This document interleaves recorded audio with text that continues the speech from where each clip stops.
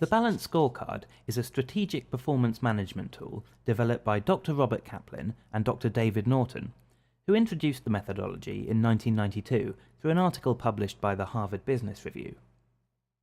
They examined the most successful businesses across the world and found similarities in the way they were run.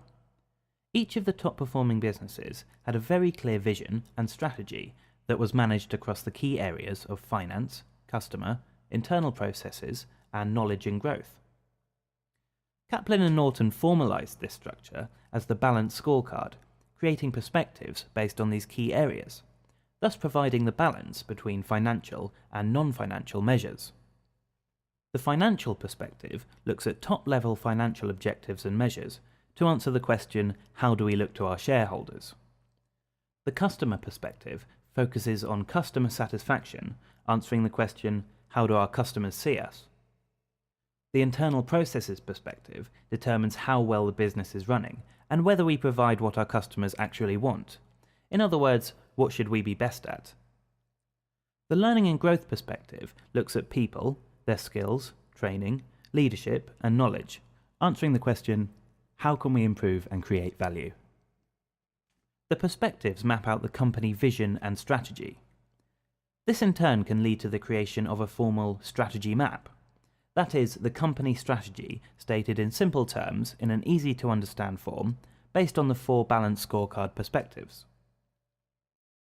Within each perspective comes the identification of a small number of strategic objectives, setting targets for the objectives, and then measuring against the targets on a regular basis to determine success or failure.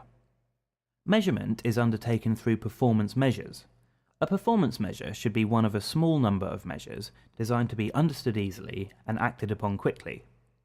Much in the same way as a doctor or nurse will monitor pulse rate and temperature to determine the overall health of a person, with performance measures we are attempting to do the same for an organization. Performance measures must contain both leading and trailing measures. All too often we concentrate on trailing measures. Why? Because they are easy to measure and they're accurate. If I want to lose weight, I get on the scales. This gives me proof positive if I have succeeded or not. It does not give me any help to succeed. If I plan to go for a series of runs and decide how much I'm going to eat, then I have put in place 2 leading measures that will help me succeed. Leading measures are harder to identify, but they are the only measures that can be influenced and therefore make a difference. It is better to focus on a small number of things that will influence change rather than so many that nothing gets achieved at all. It has been said, if your strategy has 3 objectives, you will succeed in all 3.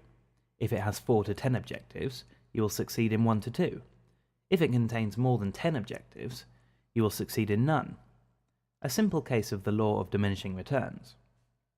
The Balanced Scorecard has become an extremely powerful tool to ensure alignment through strategy maps, improve communication through a common language, and ultimately lead to a better performing organization that is in tune with its business strategy.